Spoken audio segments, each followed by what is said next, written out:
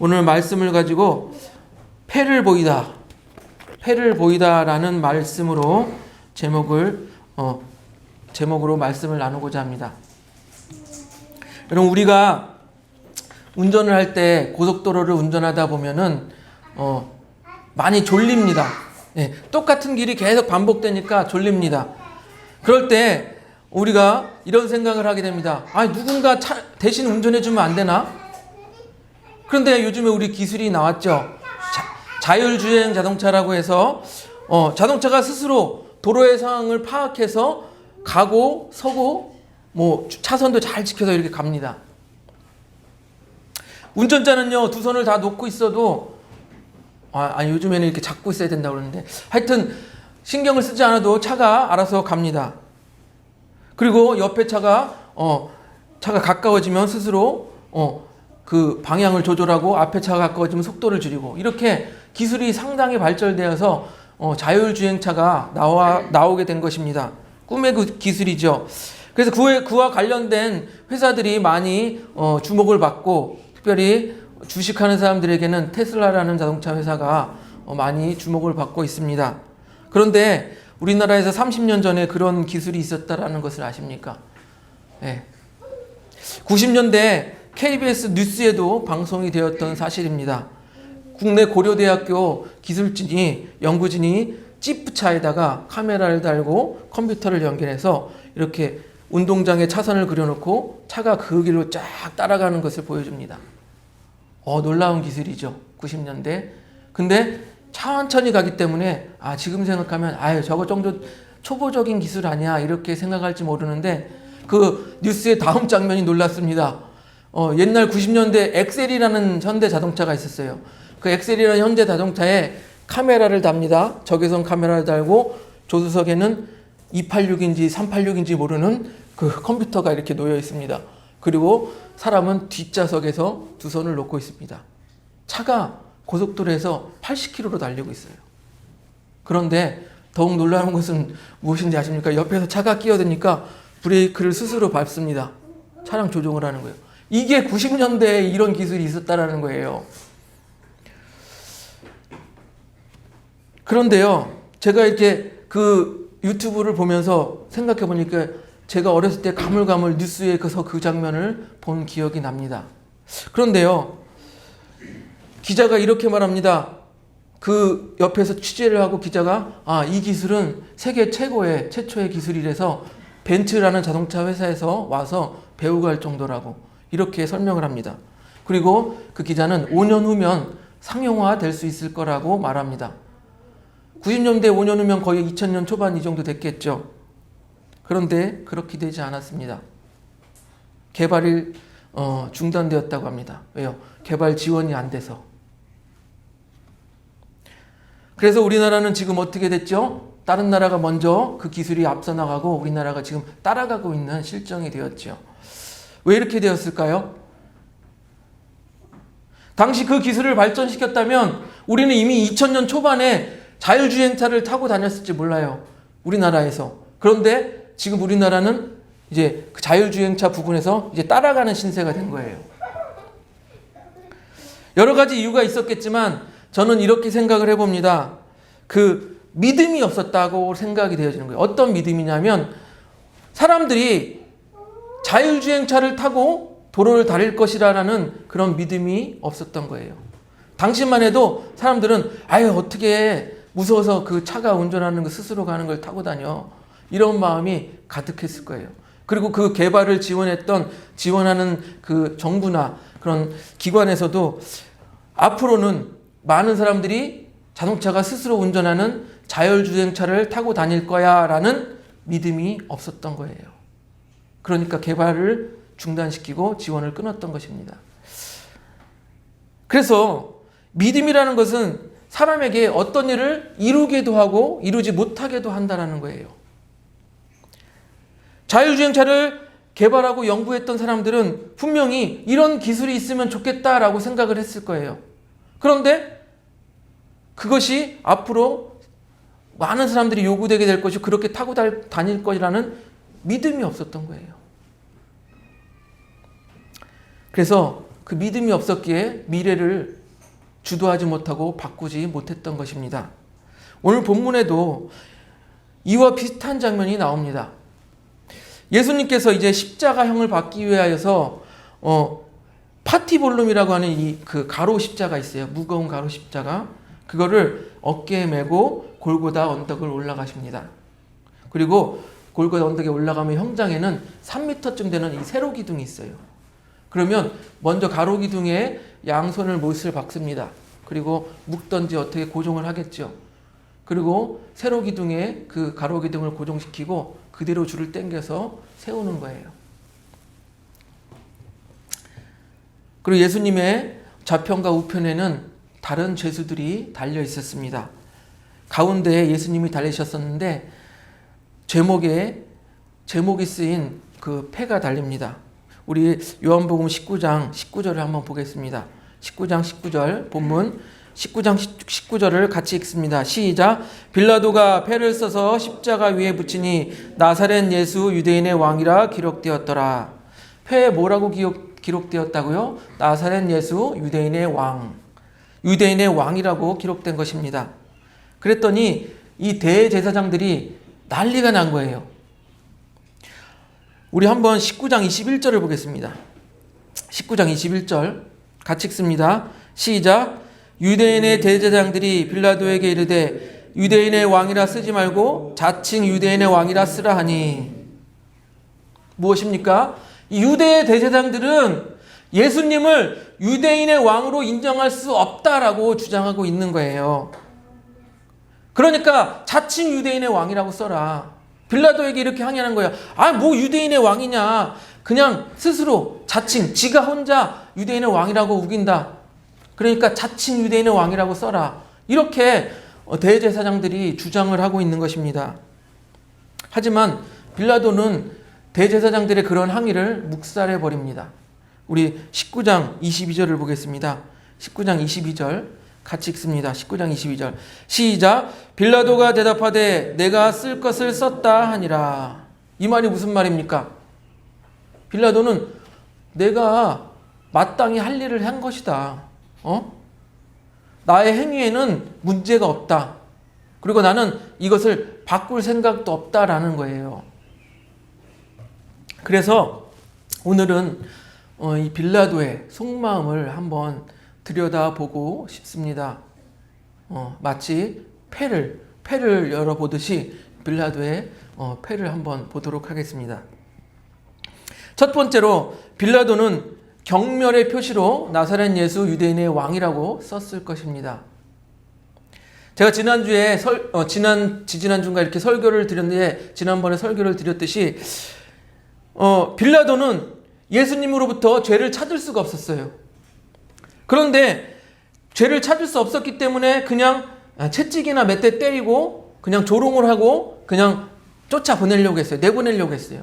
그런데 군중들이 뭐라고 했습니까? 예수를 못 박아라. 예수를 못 박아라. 이렇게 소리를 친 거예요. 자신은 죄가 없음을 알고 놓아주려고 했는데 군중들은 못 박으라고 소리를 치는 거예요. 즉 빌라도라는 이 총독의 뜻을 군중들이 거부한 것이죠.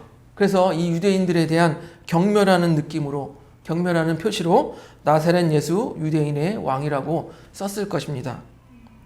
또 두 번째로는요. 빌라도는 유대인들의 메시아 사상을 짓밟아 버리고자 유대인의 메시아 사상을 짓밟아 버리고자 나사렛 예수 유대인의 왕이라 이렇게 패를 썼을 것입니다. 여러분 유대인의 역사를 보면요. 어려움을 겪을 때마다 하나님께서 구원자를 보내주셨어요. 구원자를 보내주셔서 그들을 구원해 주신 것이 유대인의 역사입니다. 그리고 또한 구약 성경에서 많은 부분에서 내가 앞으로 메시아를 보내줄 것이다 이렇게 예언을 하고 있어요. 그러나 이 유대인들은 어떤 메시아를 구하고 있었습니까? 마치 이집트에서 핍박받을 때에 자신들을 구원해준 정치적인 그 지도자 모세 정도, 모세의 이런 정치적 지도자를 구하고 있었던 거예요. 또 사사기를 보면 적들에게 공격을 당할 때 사사가 딱 등장해서 그들과 전쟁을 해서 물리쳐 이기는 것을 봅니다. 즉 유대인들은 이 사사들처럼 야 우리를 전쟁에서 군사적으로 해서 적을 물리쳐주는 그런 군사적인 메시아를 요구하고 있었을지 물론입니다. 이런 유대인들의 메시아 사상을 이제 꺾어버리고 싶어서 유대 총독 로마의 총독인 빌라도는 봐라 너희들이 그렇게 얘기하는 생각하는 메시아 십자가에 달려 죽지 않냐 이렇게 짓밟아버리고 싶은 거예요. 그런 마음을 품고 예수님의 배에 나사렛 예수 유대인의 왕이라 썼을 것입니다. 하지만 여러분 우리가 아시다시피 예수님의 구원 방식은 그 유대인의 생각과 또 빌라도의 생각과 달랐죠. 어떻게 했습니까? 자신을 십자가에 희생시킴으로써 모든 인류를 구원하신 것이 바로 우리 예수님이시죠. 셋째로 빌라도는 일말의 죄책감으로 나사렛 예수 유대인의 왕이라 패를 썼을 것입니다. 빌라도는요 재판할 수 있는 권리가 있는 사람이에요. 로마 총독으로서 그 재판할 수 있는 권리가 있는 사람이에요. 그런데 예수님을 신문해 보니까 예수에게서 아무런 죄를 찾지 못한 거예요. 그러면 무죄다 하고 선포하고 내보내줘야 되는데 군중들이 자꾸 못 박으려고 소리를 치니까 내가 놓아줬다가는 이 군중들이 반란을 일으킬지 모르겠다. 소요를 일으킬지 모르겠다. 이런 두려움에 쌓인 거예요. 물론 군사들이 있었기 때문에 자기가 총독이고 로마 군사들이 있었기 때문에 뭐 힘으로 제압할 수도 있었을 거예요. 그러나 그 제압했다고 했는데 그 반란이 일어났다는 소요가 일어났다는 소식이 로마의 황제에게 올라가게 되면 이 총독은 자신의 앞날 진로의 길이 막히게 되겠죠. 예. 그러니까 쉽게 말하면 자기 앞길에 장애가 되는 것이죠. 그래서 자신의 앞길에 좋지 않은 영향이 있을 거라 생각해서 놓아줘야 되는데 무죄인데 이 군중들에 휩싸여서 놓아주지 못한 거예요. 그런데도 마음에는 일말의 양심이 있어서 얘 무죄인데 일말의 양심이 있어서 그 예수의 말대로 유대인의 왕이라고 썼을지 모를 것입니다. 마지막으로 네 번째 빌라도는요 마음속으로는요 분명히 예수님이 보통 사람하고는 다르다 비범하다 그리고 특별한 사람이라는 것을 알고 그 마음속에는 정말로 유대인의 나사렛 예수 유대인의 왕이구나 이런 마음을 가지고 그렇게 패에다 썼을지 모릅니다. 왜 그러냐? 지난주에 우리가 말씀드렸다시피 빌라도는 예수님을 심판하였습니다. 근데 예수님을 심판할 때 그 비범함을 느끼는 구절이 있는데 18장 37절을 보세요. 한 장을 넘기셔서 요한복음 18장 37절을 한번 보세요. 18장 30절 우리 37절 같이 읽습니다. 18장 37절 시작. 빌라도가 이르되 그러면 내가 왕이 아니냐? 예수께서 대답하시되 내 말과 같이 내가 왕이니라. 내가 이를 위하여 태어났으며 이를 위하여 세상에 왔나니 곧 진리에 대하여 증언하려 함이로라. 무릇 진리에 속한 자는 내 음성을 듣느니라 하신대. 예. 빌라도는 예수님을 신문하면서 보통 사람과는 다른 대담함 그리고 당당함 그리고 흐트러짐 없는 대답을 들으면서 이 사람은 보통 사람이 아니구나 이렇게 생각했을 것입니다. 그러니까 예수님께 내가 왕이 아니냐? 이렇게 묻는 거예요. 여러분 우리가 무언가 확신이 들어질 때 그렇게 되묻지 않습니까? 만약에 이렇게 흰색 가루가 있어요. 그런데 이게 설탕인 줄 알았어요. 설탕인 줄 알아서 이렇게 찍어서 달겠지 하고 찍어 먹었는데 소금이야. 그러면 뭐라고 말합니까? 이거 소금 아니야. 이렇게 말하잖아요. 이와 비슷하게 빌라도는 비슷한 반응을 보이고 있는 거예요. 내가 왕이 아니냐? 내가 왕이 아니냐? 이렇게 비슷한 반응을 보이고 있는 거예요. 즉 빌라도의 마음속에는 어쩌면 예수님께서 정말 유대인의 왕일 것이라는 그런 마음이 들었을지도 몰라요. 그래서 내가 왕이 아니냐? 이렇게 묻고 있는 것입니다. 그러나 여러분 빌라도가 아무리 예수님을 유대인의 왕일 것이라고 생각했을지 모르지만 결국 빌라도는 예수님을 믿고 영접하지 않았다라는 거예요. 거기에 중점이 있습니다. 하나님께서 우리에게 요구하시는 것은 믿음이지 지적인 동의가 아니에요. 그냥 예수님을 알았다고 해서 모두가 구원받는 것은 아닙니다. 마귀 귀신도 예수님을 압니다. 예수님께서 하나님의 아들임을 마귀도 알고 귀신도 압니다. 마태복음 8장 28절 29절을 보면 넘겨줘 보세요. 우리 같이 한번 읽어봅니다. 마태복음 8장 28절 29절 같이 읽습니다. 시작. 또 예수께서 건너편 가다라 지방에 가심에 귀신 들린 자 둘이 무덤 사이에서 나와 예수를 만나니 그들은 몹시 사나워 아무도 그 길로 지나갈 수 없을 지경이더라. 이에 그들이 소리질러 이르되 하나님의 아들이여 우리가 당신과 무슨 상관이 있나이까? 때가 이르기 전에 우리를 괴롭게 하려고 여기 오셨나이까 하더라. 마귀도요, 예수님을 딱 보니까 하나님의 아들이십니다 이렇게 알아요. 알고 있어도 이 마귀와 귀신들은 예수님을 믿고 영접하지 않는다라는 거예요. 그렇기 때문에 중요한 것은 아는 것이 아니라 믿는 것이 중요한 거예요. 우리 히브리서 11장 6절을 보면요. 넘겨줘 보세요. 히브리서 11장 6절 같이 읽습니다. 시작. 믿음이 없이는 하나님을 기쁘시게 하지 못하나니 하나님께 나아가는 자는 반드시 그가 계신 것과 또한 그가 자기를 찾는 자들에게 상 주시는 이심을 믿어야 할지니라. 아멘. 우리가 기억해야 할 것은 무엇입니까? 하나님을 기쁘시게 하려면 우리에게 믿음이 있어야 된다는 거예요. 우리가 믿어야 하나님을 기쁘시게 한다는 거예요. 그래서 여러분, 믿음이 없는 사람은요, 예수님을 아무리 안다고 해도 결과적으로는 자신의 삶에 있어서 주인이 예수님이 아니라 자기 자신이 되는 거예요. 결국 자기가 삶의 주인이 되고 자기 삶의 왕이 되는 거예요. 그러나 믿음이 있는 사람은 삶 가운데 예수님을 왕으로 모시고 내가 주인이 아니라 예수님의 뜻대로 살려고, 예수님이 내 삶의 주인이 되십시오 그러면서 예수님의 뜻대로 살려고 하는 것이 믿음이 있는 사람이라는 것입니다. 그렇기 때문에 믿음이 있는 사람에게는 이런 것이 있는 거예요. 이전 것은 지나갔으니 보라 새 사람이 되었도다. 믿음이 있는 사람에게는 그렇게 새 사람이 될 수가 있는 거예요.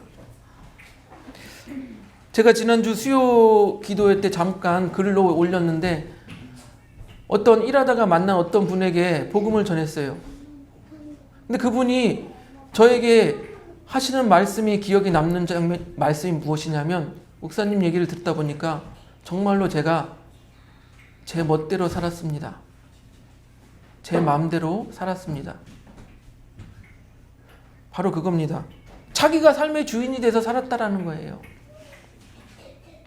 사랑하는 성도 여러분, 아무리 자율주행차를 만들고 연구를 해도 미래에 대한 믿음이 없으니까 그 연구를 중단한 것을 우리는 앞에서 보았습니다. 그렇게 미래를 빼앗긴 거예요.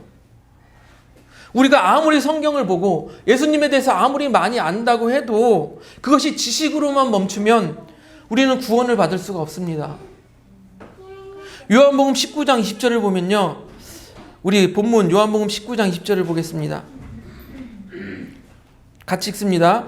시작. 예수께서 못 박히신 곳 성에 가까운 고로 많은 유대인이 이 패를 읽는데 히브리와 로마와 헬라말로 기록되었더라. 아멘. 뭐를 이렇게 기록했다고요? 나사렛 예수 유대인의 왕이라는 이 패를 유대인의 언어인 히브리 말과 로마의 언어인 라틴어와 그리고 그리스의 언어인 헬라어로 기록했다라고 하는 거예요. 이것은요, 표면상으로는 각지에 흩어졌던 디아스포라들, 그리고 그곳에 사는 유대인들, 그리고 당시 팔레스틴 지역에 살던 여러 다른 나라의 종족들에게 다 알게 하기 위해서 패에다가 뭐라고 썼다고요? 히브리어와 그 다음에 로마어와 그 다음에 헬라어로 이렇게 기록했다라고 표면상으로는 그래요. 널리 알리기 위해서. 그러나 표면상으로는 그렇지만 그 깊은 의미는 이렇게 생각할 수 있습니다. 예수님의 십자가의 은혜와 그 공로를 그 시대에 헬라로 대변되는 세상의 모든 인류에게 선포하고자 하는 하나님의 섭리가 담겨 있는 거예요. 히브리어와 로마 말과 헬라어. 즉 이렇게 예수님의 은혜와 예수님의 공로를 이 세상 널리 선포하기 위한 그 하나님의 섭리였을 것이라는 것입니다. 여러분, 이렇게 예수님의 십자가의 은혜와 공로가 널리 선포되고 공포되었는데도 믿는 사람은 적다라는 것입니다. 오늘날도 그래요. 오늘날도 예수님에 대해서 아는 사람은 많아요. 어떻게 저렇게 이쪽 저쪽으로 들어서 예수가 우리를 위해서 죽었대더라. 아는 사람은 많지만 그 은혜를 믿는 사람은 적다라는 것이에요. 그래서 요한복음 1장 12절은 이렇게 말합니다. 넘겨주세요. 요한복음 1장 12절 우리 같이 읽습니다. 시작. 영접하는 자 곧 그 이름을 믿는 자들에게는 하나님의 자녀가 되는 권세를 주셨으니. 아멘. 아는 것에 멈추는 것이 아니라 믿어야지 하나님의 자녀가 된다라고 말하고 있어요. 우리 빌라도처럼 아는 것에서 멈추는 것이 아니라 믿고 영접하여 진정한 하나님의 자녀가 되는 우리 그 사람께 성도님들이 되시기를 주님의 이름으로 축복드립니다.